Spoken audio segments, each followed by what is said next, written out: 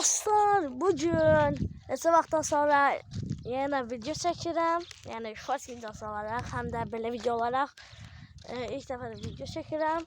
Yəni short videoları atırdım bir həftə qabaq. İndi də atmıram. Yenə gələcək. Amma bu videodan heç vaxt 2 dəfə çəkmişəm. Onlar biri şeydir, belə videodur, biri də short videosu, amma elə düşüb. Hər nəysə, bugün mən niyə video çəkmədim, onun haqqında danışacağım. Videoya keçmədən əvvəl ən birinci, siz neyin? Abone olun, like atın. Hər kəs abone olun, like atın. Bir də zil açmaq yadınızdan çıxmasa zil açın. Çünki mən həmişə video atanda siz həmişə birinci baxın mənim videoma, yəni birinci siz görün. Onda videoya başlıyor. Dostlar, videoya başladık. İndi bakın. Dostlar, bilirsiniz ki neçə vaxtda video atmıram. Ona görə abonələrim də düşmüşdü. Abonelerim, izləyicilərim, abonələrim onlar. Video atmadığıma görə 20 abone aşağı düşmüşük. Yəni bəlkə indi də düşür, xəbərim yoxdur, amma indi özümü gəlişdirmişəm YouTube'da, yəni gəlişdirmişəm, yüksəlmişəm. O da bilirsiniz necə, məsələn Instagram səhifəmi qoymuşam, Snapchat səhifəmi qoymuşam, TikTok səhifəmi qoymuşam. Hamınız oradan girib baxa bilərsiniz. YouTube-la əlaqəli olsa burada baxırsınız, amma o bir səhifələrə girib takip ederseniz çox yaxşı olar. Yəni Snapchat və Instagram biraz az insanlarda olur, amma TikTok hamıda olduğuna görə yəni takip edə bilərsiniz. Hər nəysə, indi video başlamış olsa, mən video atmırdım, çünki bilsinlərə görə velosipeddən yıxılmışdım. En sonda belə oldu. En başlarda YouTube'da şey oldu. Neçə vaxt video ata bilmədim, səhifə bağlandı.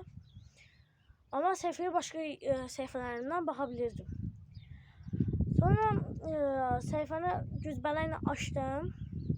Yəni açdım, zad elədim. Video qoya bilmədim. Məsələn, problem olurdu. Video qoya bilmədim. Sonra ne dedim, video koymağa çalıştım, alınmadı. Axır Mr. Alimran, yəni dostum sayəsində səhifəmi həm onun sayəsində açdırdım, həm də onun sayəsində video koydum. Videomu koydum. Yox, video koyma açıldı. Sadəcə velosipeddə yıxılmışdım. Pis həsar vardı da burada. İndi geri var. Dostlar, videonu dayandırdım, neyse. Burada yara olmuştu. Burada. Yerini gösteremem, bazı izleyicilerim var. Yani kız izleyiciler olabilir, ona göre gösterilen yer değil. Neyse, indi o yaranı gözledim. Yaranın düzəlməsini, sağalmağını gözledim. Yara da təzələri sağalır. Hani sağalmıyor. Yaxşı deyil. Hani ağrıyor. Ama video çeken haldayım değil, indi video çekebilirim. Yani yoksa belə hallarıma belə video çəkənməzdim. Həm də əlimə təşəkkür edirəm ki, mənə səhifəmi açdırdı. Buradan onu salam göndərirəm. Mənə səhifəmi açdırdı, mənə üçün video qoymağı şeylə açdırdı.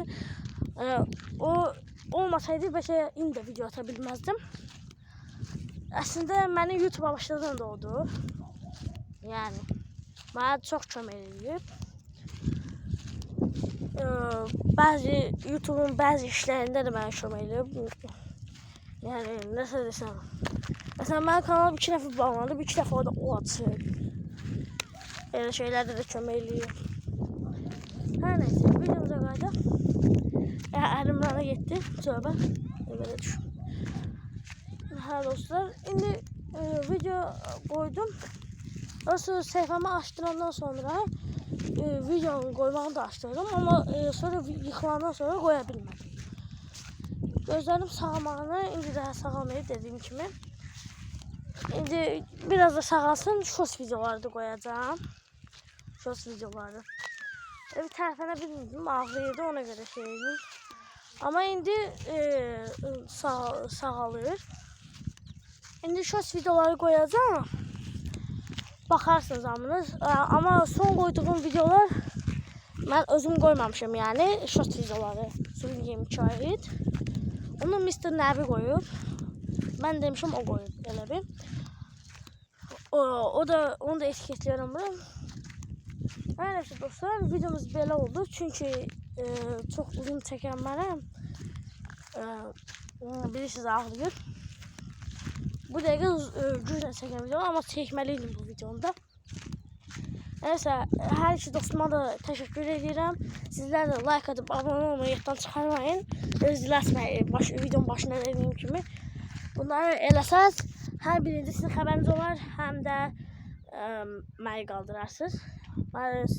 Mənə abunə olanlara da minnətdaram, təşəkkür edirəm.